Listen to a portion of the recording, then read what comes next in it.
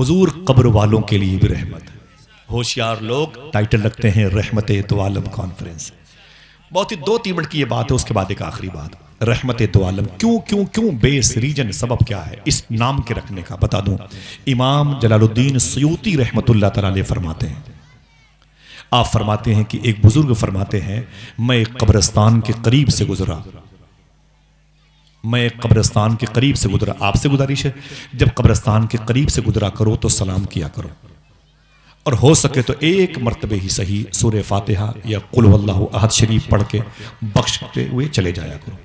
جناب سفیان ثوری رضی اللہ تعالیٰ ارشاد فرماتے ہیں جو حضور کی امت کی قبروں کے قریب سے گزرتا ہے اور ان کا خیال نہیں رکھتا, اس نے حضور کی امت کے ساتھ یوں سمجھ لو وفا نہیں کی.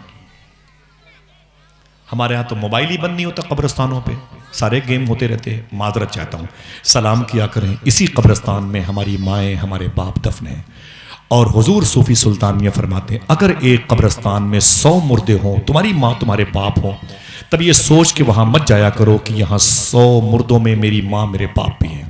فرماتے ہیں صوفی صاحب قبلہ یہ سوچ کے جایا کرو کہ اگر یہاں 100 مردے ہیں تو 100 مرتبے مدینے والے آقا یہاں تشریف لا چکے ہیں. یہ حضور کی گزرگاہ ہے, محبت سے کہہ دو سبحان اللہ. یہ حضور کی جلوہ گاہ ہے, پیار سے کہہ دو سبحان اللہ. امام سیوطی فرماتے, ارے ہنی بھائی بہت بہت شکریہ. امام سیوطی فرماتے حضور سارے عالم کے لیے رحمت ہے. رحمت دو عالم کا لفظ آیا ہے, حالانکہ 2 ہٹ کر کے بھی کام چل سکتا تھا, لیکن عاشق برداشت نہیں نا. ہاں عاشق کیسے یس کا لفظ استعمال نہ کرے. عالمین سبحان اللہ. امام سیوطی فرماتے ہیں وہ اللہ والے کہتے ہیں جب میں نے قبرستان کی طرف غور سے دیکھا نا تو میں نے کیا دیکھا, ساری قبروں میں مجھے نور نظر آ رہا ہے. سب کی آواز آئی کہ نہیں پتہ کرو تو بھائی اونچی بولیں. کہتے ہیں میں نے سب کی قبروں میں نور دیکھا, سب کی قبروں میں نور دیکھا. تو امام سیوطی فرماتے ہیں لیکن ایک قبر میں کچھ زیادہ ہی نور تھا. ایک قبر میں کچھ زیادہ ہی نور تھا. امام جلال الدین سیوطی فرماتے ہیں وہ بزرگ کہتے ہیں میں نے بڑی کوشش کی کہ یہ بادل ہٹے تو میں ان سے پوچھوں کہ سب کی قبروں میں جو نور ہے اس کی وجہ کیا ہے, اور تیری قبر میں جو زیادہ نور ہے اس کی وجہ کیا ہے. امام سیوطی فرماتے ہیں کہ وہ بزرگ کہتے ہیں بہت دیر کے بعد میں نے اپنی جو قلبی بصارت اندر کی روشنی تھی اس کا استعمال کیا تو مجھے آہستہ آہستہ جو سب سے زیادہ نور میں ڈھکی ہوئی مزار شریف تھی اس کے پردے ہٹے, مجھے مردے کو دیکھنے کا موقع ملا. جب میں نے اس قبر کے مردے کو دیکھا تو میں نے اسے سلام کیا, اس نے مجھے جواب دیا. جواب دینے کے بعد میں نے کہا اس قبرستان کے سارے مردوں کی قبروں میں نور کیوں ہے, دیکھنا ہے کون کون سبحان اللہ کہتا ہے. جملہ سننے کے بعد میں نے کہا یہ بتاؤ کہ اس قبرستان میں اتنی قبروں میں نورانیت کیسے, اتنا نور کیسے ہے. وہ قبر کا مردہ بولا خوش ہو کے اس لیے نور ہے کہ حضور تشریف لائے تھے. اونچی بولے حضور تشریف لائے تھے, حضور آئے تھے اس لیے نور ہے. پھر میں نے کہا اچھا تو تیری قبر میں اتنا نور زیادہ کیوں ہے, تیری قبر میں اتنا زیادہ نور کیوں ہے. جواب سنیں گے تو لب جائیں گے. کوئی رسی سے باندھے گا تب بھی سبحان اللہ کہیں گے, زبان سے نہیں بول پائیں گے تو دل سے سبحان اللہ کہیں گے, آپ نہیں بولیں گے تو پھر فرشتے سبحان اللہ کہیں گے. سمجھ رہے ہیں آپ, معلوم ہے. امام فرماتے ہیں کہ اسے پوچھا گیا کہ تیری قبر میں نور زیادہ کیوں ہے, وہ کہتا ہے کہ حضور میری قبر میں آئے بھی تھے اور مسکرائے بھی تھے.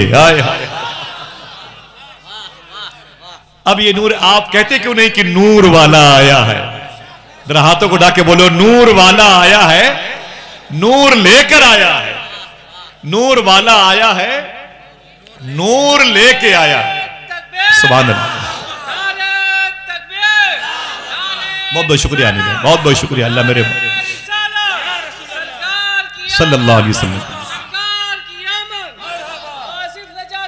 اللہ صاحب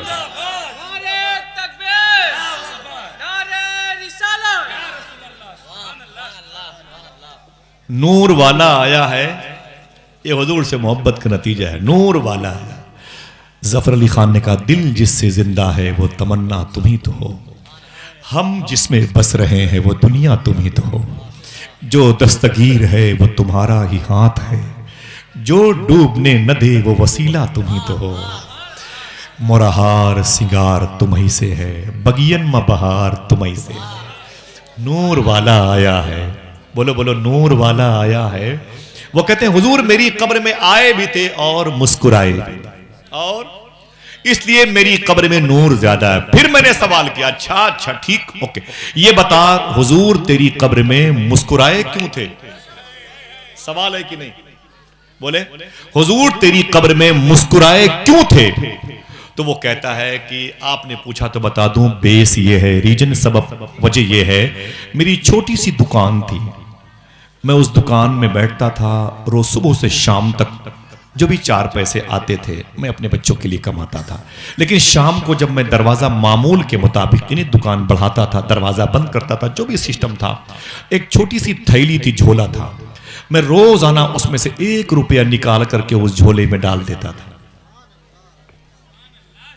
1 روپیہ روز نکال کر کے میں اس جھولے میں ڈال دیتا تھا، پورے مہینے 6 مہینے سال بھر، جب 12 مہینے پورے ہو جاتے اور جب آمینہ کے لال حضور کی آمد کا مہینہ آتا، میں وہی جھولے سے پیسے نکال کر کے حضور کی رحمت للعالمین کا ذکر اپنے دروازے پہ کراتا تھا، اس لیے میری قبر میں حضور آئے بھی تھے اور مسکرائے بھی تھے۔ ذرا سوچو کہ حضور قبر والوں کے لیے رحمت ثابت ہو رہے ہیں۔ ہاں سمجھ رہے ہیں؟ میں نے 2 باتیں بتائی ہیں، ماں کے پیٹ کے لیے حضور، بچے کے لیے، ماں کے پیٹ میں جو بچہ ہے اس کے لیے حضور رحمت کیسے ہیں، جناب عاصم کی بات میں نے ایک بات بتائی کہ جو قبر کے اندر ہے حضور اس کے لیے بھی رحمت ہے، ٹھیک ہے۔ ایک آخری بات سنیں، ذرا محبت سے کہہ دیں سبحان اللہ، اللہ اس کا ثواب فلسطین کے شہیدوں کو نذر فرما دے، ہاتھوں اڑا کے آمین کہو۔ اللہ فلسطین کے لوگوں پہ کرم فرمائے، اللہ محافظین بیت المقدس پہ کرم فرمائے، مجاہدین قبۃ الصخرہ پہ کرم فرمائے۔ اچھا یہ بتاؤ کہ حضور، اچھا انسانوں کی بات ہے، کیا حضور جانوروں کے لیے بھی رحمت ہے؟ بولے بھائی، مشورہ کر کے بولے ہم بھی آرام کریں، آپ بھی آرام کریں، یہ لوگ بھی ریسٹ کریں، ذرا سا چل کے آئے ہیں تو سانسوں کے آواگمن کا معاملہ ذرا سیٹ ہو جائے۔ کیا حضور جانوروں کے لیے بھی رحمت ہے؟ بولے اونچی بولیں، عقیدہ کوئی پوچھ لیا کیسے، کیا بتاؤ گے؟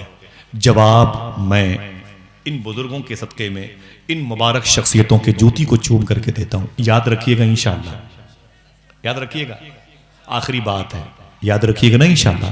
میرا امام کہتا ہے جانور بھی کرے ان کی تعظیم، پیڑ سجدے میں گرا کرتے۔ بہت عظیم ناظم بھائی حسان رضا بریلی شریف سے آئے ہوئے ہیں، انشاءاللہ ان سے سنیں گے، میرے بھائیوں سے نعت خوانی سنیں گے۔ بس یہ آخری باتیں ہیں، آپ کو تکلیف کے لیے معذرت چاہتا ہوں۔ حضور سارے عالم کے لیے رحمت ہے، اسی لیے جلسے کا نام رکھا گیا رحمت، ہاتھوں کو اٹھا کے رحمت